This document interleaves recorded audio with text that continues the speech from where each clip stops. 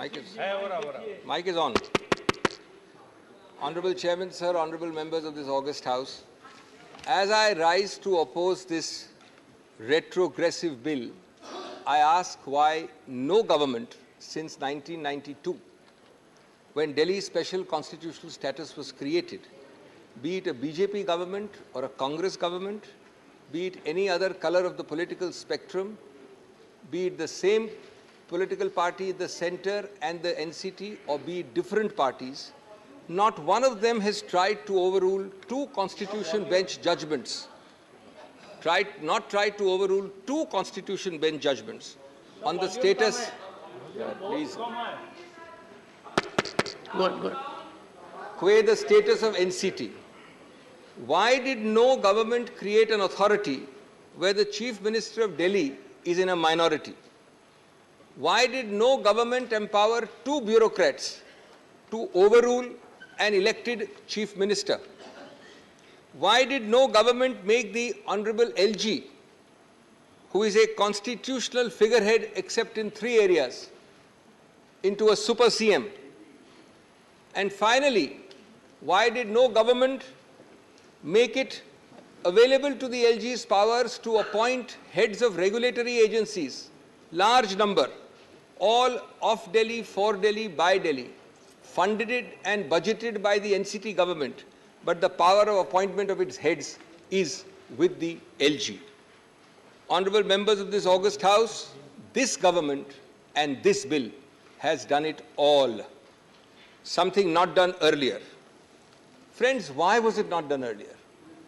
Because, unfortunately, it is the fitrat of this control freak sarkar, whose vendetta, whose visiting card appears to be vendetta, whose identity badge is of a graceless and fuming electoral loser. Yes. Whose approach is to control by hook or by crook, usually more by crook and less by hook. Yes. So friends, make no mistake about it. As I will demonstrate shortly, this bill is completely unconstitutional. It is fundamentally anti-democratic. It is a frontal assault on the regional voice and aspirations of the people of Delhi. It violates all principles of federalism, all norms of civil service accountability, all models of assembly-based democracy, and of course, it violates, as I will demonstrate, the basic structure. Friends, it is not about this NCT government or that. It is the deliberate regression from a people's government guaranteed to the people of Delhi 30 years ago. And hence it is a decimation of the most fundamental constitutional values on the basis of which 239AA and that entire chapter was passed. That is why, friends, we must all collectively rise to oppose it. Because otherwise, friends, Iqbal's words will haunt us when he talked of Tariq ki nazrein, and he said, "Lamhon ne khata ki, sadiyon ne saza pai." Friends, we must also collectively oppose it, because someday this anti-federal knock will come at your door. ये उनके लिए सोचने की बात है जो इस bill का समर्थन कर रहे हैं या समर्थन करने की घोषणा कर दी है, जो आज दिल्ली सरकार के साथ हैं, शायद कभी आपके पास भी जल्द ही आपके साथ भी ऐसा ही हो सकता है। सबका नंबर आ सकता है। उस वक्त जब नंबर आएगा तो आपको सिर्फ याद आएंगे मार्टिन न्यूमेलर के वर्ड्स। वो पुराने जाने माने शब्द हैं, लेकिन मैं दोहरा रहा हूं। First they came for the socialists and I did not speak out because I was not a socialist. Then they came for the trade unionists and I did not speak out because I was not a trade unionist. Then they came for the Jews and I did not speak out because I am not a Jew. Then they came for me and for you, and there was no one left to speak for us. Friends, what does, let me start with my two heads. What does this bill do textually first? And secondly, what is the consequence of that text? Let me deal with these two aspects first. दोस्तों, ये bill एक civil services authority बनाता है और उसको व्यापक शक्तियां देता है सुझाव देने की, हर नियुक्ति, हर स्थानांतरण, हर चीज के बारे में, ग्रेड ए अफसर से लेके दानिश अफसर तक। व्यापक है, विशाल है। कौन किसी और की सरकार में वित्त का सेक्रेटरी बनेगा, कौन पीडब्ल्यूडी का सेक्रेटरी बनेगा, उनके बीच में अदला बदली कब और कैसे होगी, ये माननीय एलजी करेंगे निर्णय, न कि चुनावित सरकार। ये बड़े स्पष्ट प्रावधान है, मैं अभी आपको प्रावधान के नंबर नहीं दे रहा हूं। दूसरा, जितने भी सतर्कता के अधिकार क्षेत्र हैं और जितने भी नॉन सतर्कता, नॉन विजिलेंस, वो सभी केसेस अनुशासनहीनता के विषय में सब इस अथॉरिटी में आएंगे सुझाव के लिए और माननीय एलजी के पास निर्णय के लिए। इसका उद्देश्य बड़ा स्पष्ट है। उद्देश्य है एक भय और हिस्टेरिया का माहौल बनाना, एक खौफ पैदा करना, जिससे कि आप इन सभी सचिवों को कंट्रोल कर सके, जो कि दिख रहा है दिन प्रतिदिन। तीसरा, ये अथॉरिटी में 3 व्यक्ति हैं, चीफ सेक्रेटरी, प्रिंसिपल सेक्रेटरी और मुख्यमंत्री। और मुख्यमंत्री को बहुत बड़ा ओहदा दिया है, अध्यक्ष बनाया गया है। ये अजीब सा अध्यक्ष है दोस्तों। कोरम है 2 लोगों का, ये एक चेयरमैन है बिना चेयर के। मैंने वैश्विक और भौगोलिक रूप से आज तक कहीं नहीं देखा मेरे सीमित अनुभव में कि एक चुनावित चीफ एग्जीक्यूटिव 2 सचिवों के नीचे आएगा। ये 2 सचिव बैठ के निर्णय करेंगे, ये 2 सचिव बैठ के निर्णय करेंगे और वो मुख्यमंत्री वहां खड़ा होगा, देखता रहेगा, चुप्पी साधेगा या अपना डिसेंट नोट करवाएगा। और उसके बाद, और ये सब प्रावधान है, एक एक चीज में जो बोल रहा हूं प्रावधान है, उसके बाद ये निर्णय और सुझाव जाएगा पहले सुपर सीएम के पास और उसके बाद सुपर बॉस जो हमारे सामने बैठे हैं माननीय गृह मंत्री, ये सब गृह मंत्रालय में आएगा।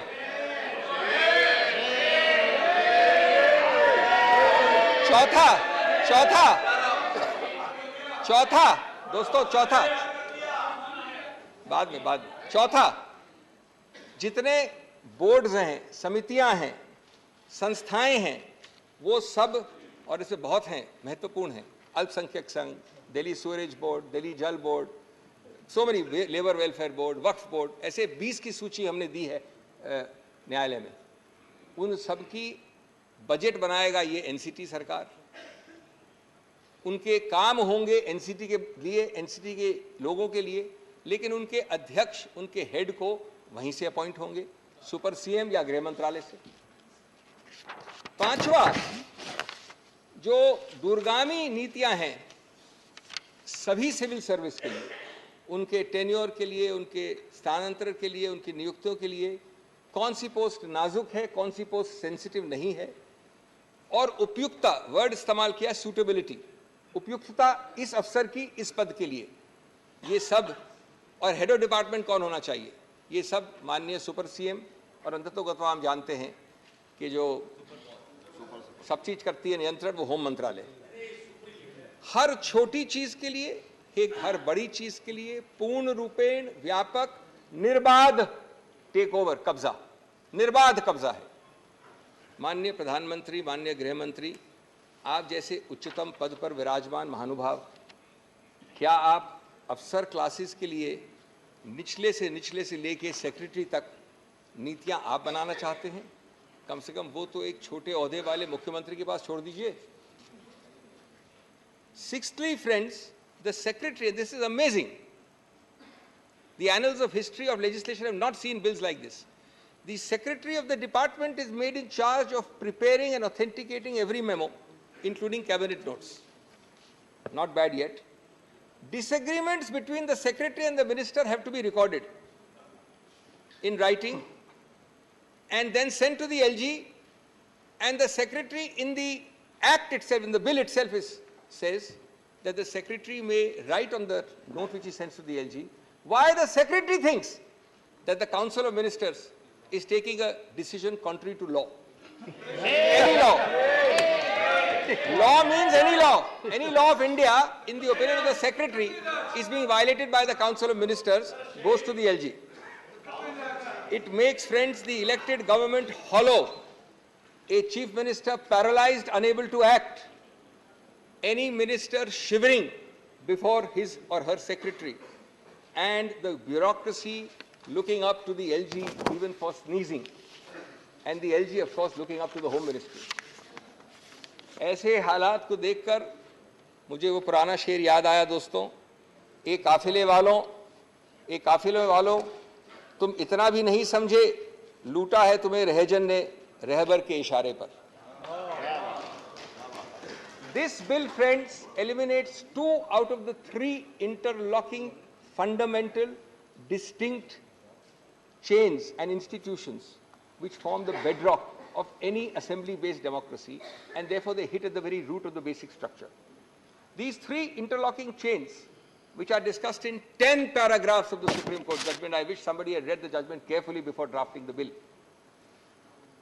are: 1, a political executive through the Council of Ministers answerable to the people; 2, a civil service answerable to the political executive, and hence accountable to the people through the political executive; and regulatory agencies which are an integral part of governance in any system.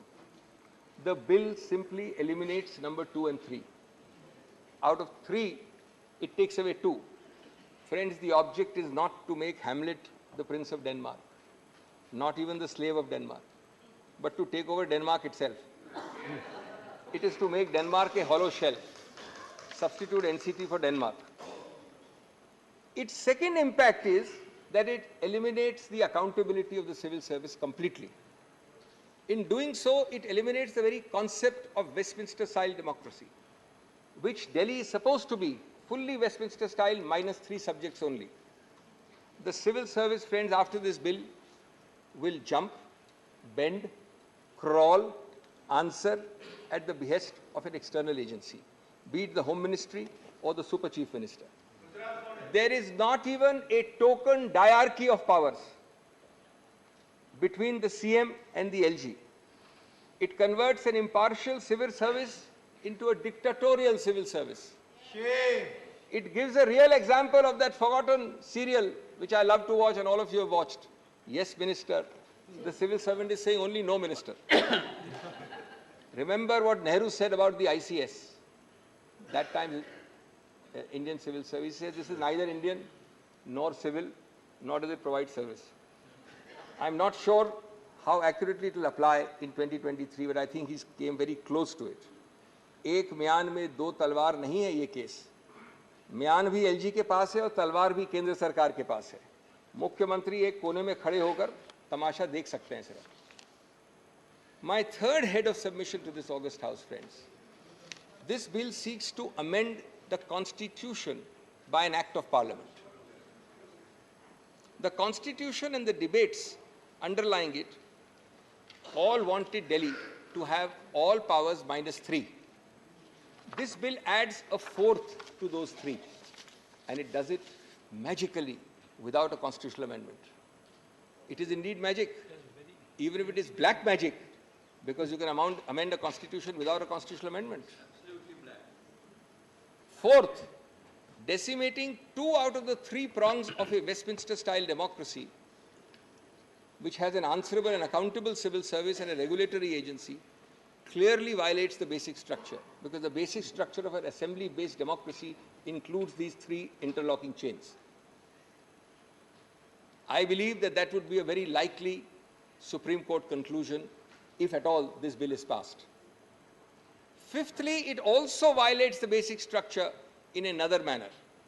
The principle of decentralized federal government that has already been a part of the basic structure from the days of Bombay in 1993, around the time, by the way, when 239AA was created. If there is one animating bedrock philosophy underlying 239AA, it is decentralized federal governance. Otherwise, why not keep Delhi as a mere large municipality under central government's control? Advani ji हुआ करते थे बहुत बड़े अधिकारी ऐसे municipal setup में पहले. Why not a mere union territory? You know There are 10 of them. Delhi is the only one to have been given the constitutional status by a constitutional amendment. No other union territory. Why? Para 77 of the 2023 judgment partly answers that. I quote, "In the spiral of cooperative federalism, the Union of India must exercise its powers within the boundaries created by the Constitution. NCT Delhi, in having a sui generis federal model, must be allowed to function in the domain chartered for it by the Constitution. The Union and the NCT share a unique federal relationship. It does not mean that NCT is subsumed in the Union merely because it is not a state." ये मेरे शब्द नहीं हैं, ये उच्चतम न्यायालय के शब्द हैं. Friends, Delhi alone, out of 10 such territories, was given this constitutional status. Not only because federalism and the aspirations of the people of Delhi were recognized, but the idea was that you will not be able to amend it out of shape, out of character, without a constitutional amendment. You don't have it today. You have a statute. This arrogant government, and this is very interesting, this arrogant government first tried it by invading Delhi's special status in 2016 and 17. Forgotten now, by executive action without even a statute. We argued and we got a 2018 first Constitution Bench judgment, which struck it down. It did it again by a second notification without a constitutional amendment and lost it, and the judgment came in 2023, a few months ago. But friends, unfortunately, there is no cap on deliberate foolishness. There is no bar to repetitive constitutional error. They have done this again. This time they've upgraded it from a notification to a statute, but still without a constitutional amendment. And even if this bill is passed, which I am sure it will not be, the result will be the same a third time. History will repeat itself. Friends, constitutional stupidity masquerading as power is by no means a new phenomenon, especially when reason falls on deaf ears. The result is always the same: जिहालत, हिमाकत और नफरत. संविधान का basic structure दोस्तों लम्हों की बात नहीं है, सदियों की बात है.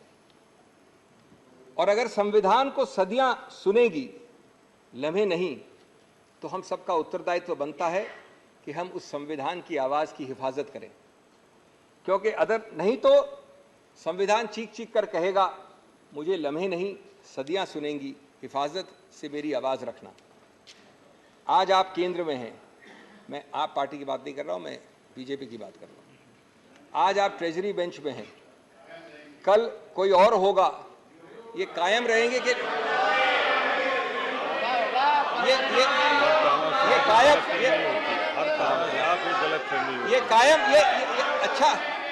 अच्छा किया आपने हस्तक्षेप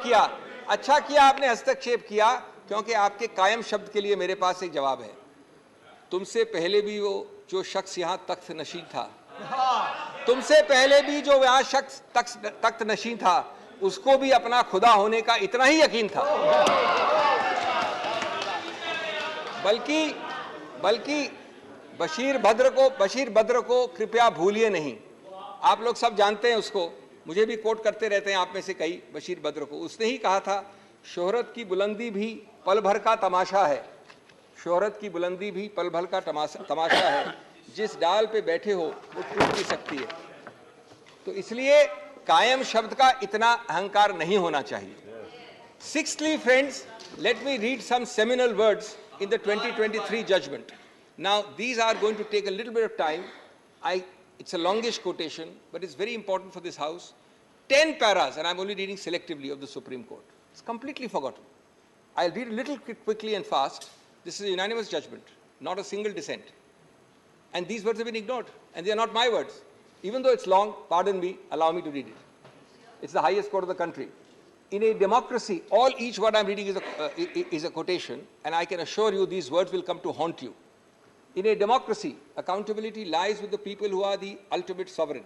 The cabinet, consisting of elected representatives, is collectively responsible for the proper administration of the country. and is answerable to the legislature for its actions.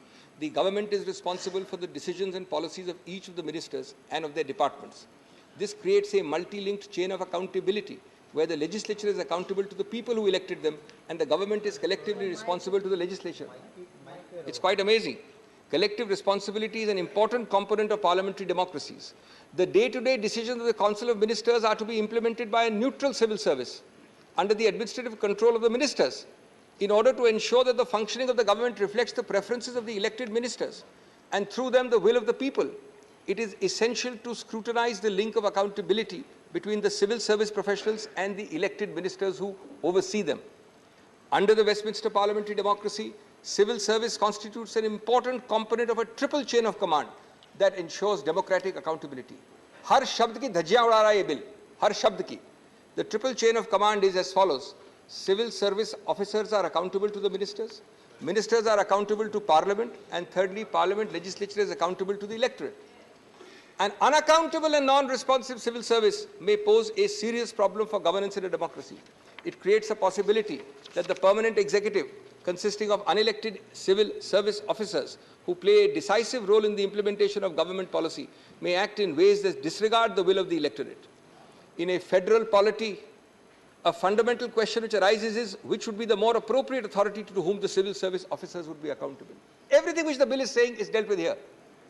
In a democratic form of government, only one more para is left, friends, the real power of administration must reside in the elected arm of the government. Subject to the confines of the Constitution, a constitutionally entrenched and democratically elected government needs to have control over its administration. If a democratically elected government is not provided with the power to control the officers posted within its domain, then the principle underlying the triple chain of command of collective responsibility would become redundant. That is to say, if the government is not able to control and hold to account the officers posted in its service, then its responsibility towards the legislature as well as the public is diluted. The principle of collective responsibility extends to the responsibility of officers, who in turn report to the ministers. If the officers stop reporting to the ministers or do not abide by their directions, the entire principle of collective responsibility is affected. Therefore, GNCT ought to have control over the services. Now, I know there's a statute. I'll deal with their best defense, which has been raised by the government. But first, I've read to you 10 paragraphs. For those interested, from 102 to 111. Clearly, friends, this bill is therefore, in the light of these paragraphs, stillborn. It does not, indeed cannot remove the basis, which is this of the unanimous Constitution Bench judgment. These quotations I have just read are bedrock principles. This bill is simply providing provisions directly contradicting these bedrock principles. It cannot simply nullify a unanimous Constitution Bench. It must at least amount to removing its basis and rendering that judgment inoperable. I have just read to you passages which are impossible to remove the basis of. These are bedrock principles. How do you remove the basis? It is therefore trying to overrule directly a Supreme Court judgment. It therefore is an impermissible constitutional exercise if you try to nullify a Supreme Court judgment without removing its basis. It is not only does this bill insult the people of Delhi, it insults the Supreme Court. It insults our intelligence.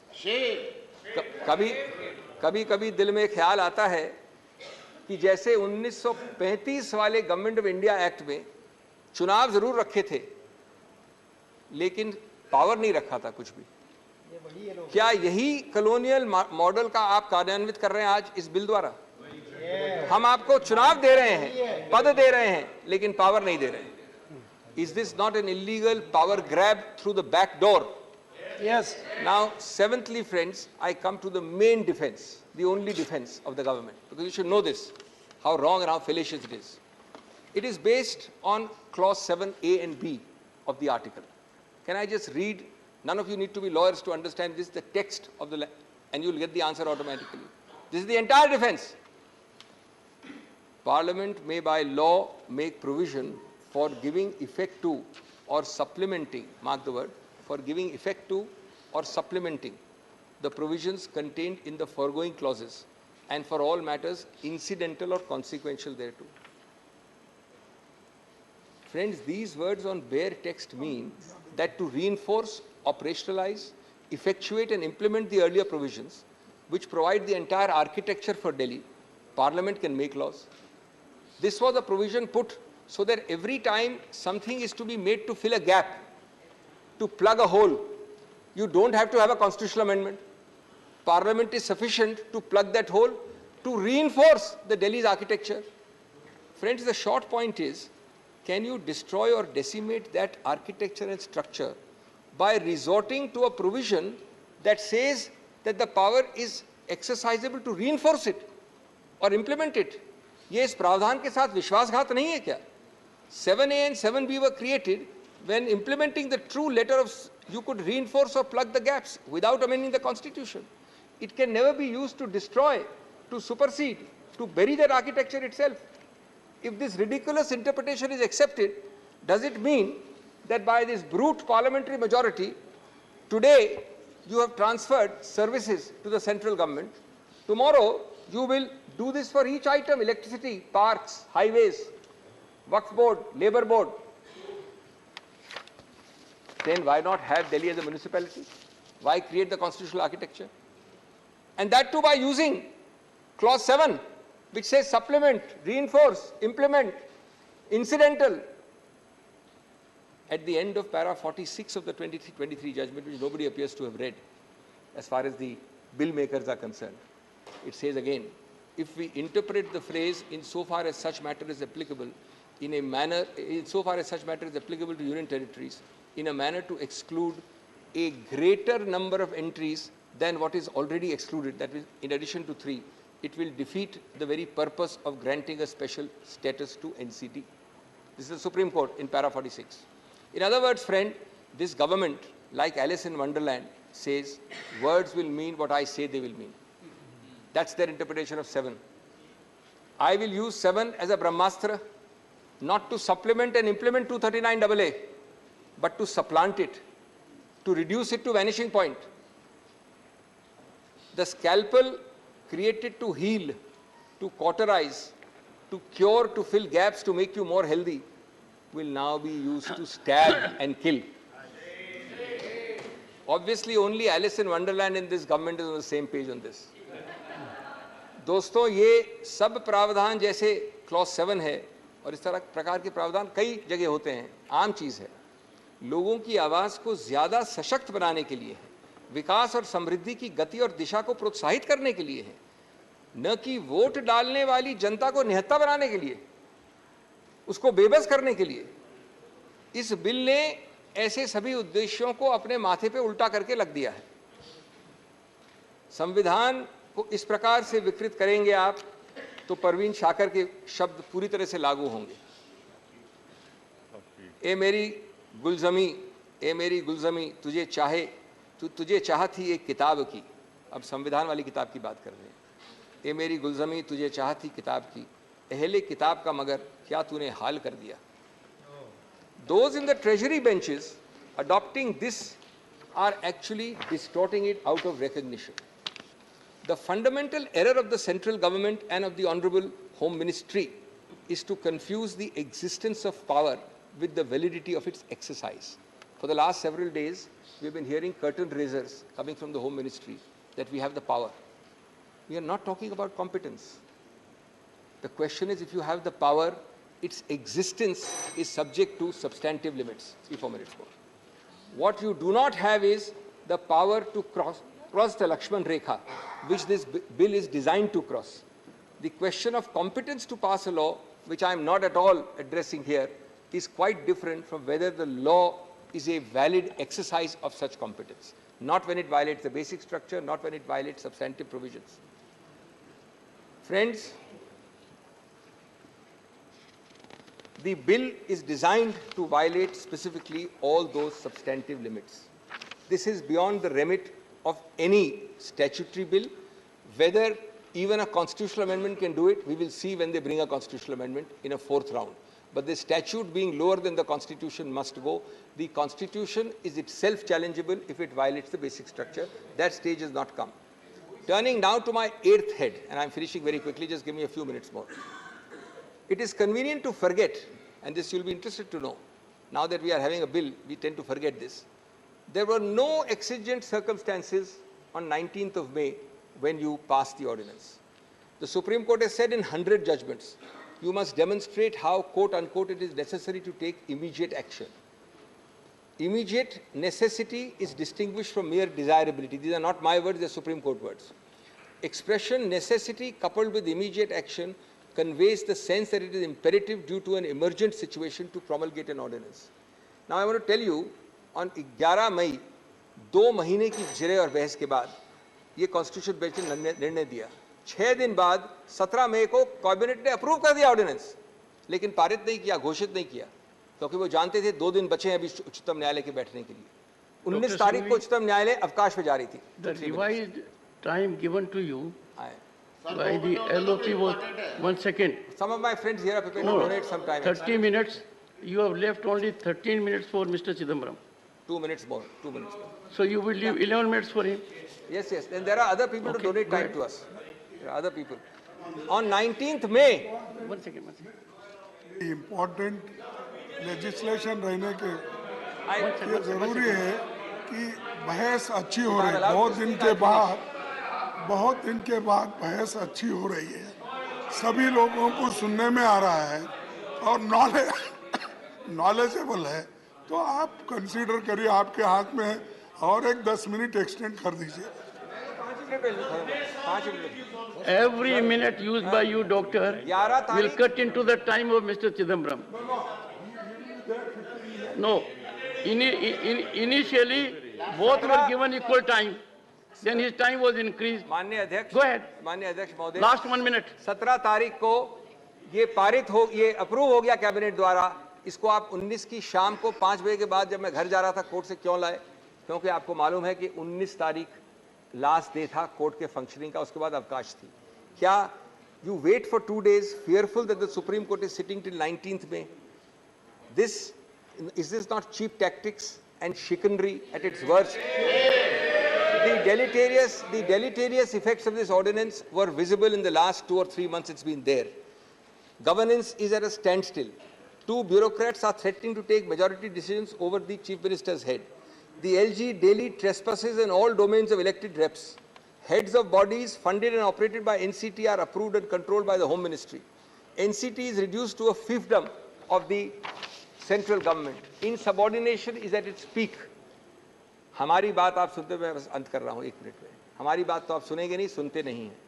कम से कम अपने मार्गदर्शक मंडल की बात तो सुन लिया करिए, या कभी-कभी उनसे बात करते हैं, पूछते हैं, उनको भी भूल गए आप लोग। मार्गदर्शक मंडल से बात कर लीजिए, क्योंकि आपकी सरकार, भारत रत्न अटल बिहारी वाजपेयी की सरकार में आपके मार्गदर्शक गृह मंत्री अडवाणी जी दिल्ली को पूरा स्टेटहुड जाने का बिल लाए थे, और जब आप 2 चुनाव दिल्ली के जीते इस मुद्दे पे कि दिल्ली के पास पूरा स्टेटहुड होना चाहिए, तो मदन लाल खुराना जी, आपके पूर्व मुख्यमंत्री ने कहा था, quote, full statehood for Delhi is the remedy for all its ills. आज देश और दिल्ली आपसे फुल स्टेटहुड नहीं मांग रहा है, आज सिर्फ वो इतना विनती कर रहा है कि जितना बाएं हाथ दाएं हाथ ने संविधान ने दिया है उतना बाएं हाथ से तो नहीं लीजिए। इतनी छोटी सी विनती कर रहा है।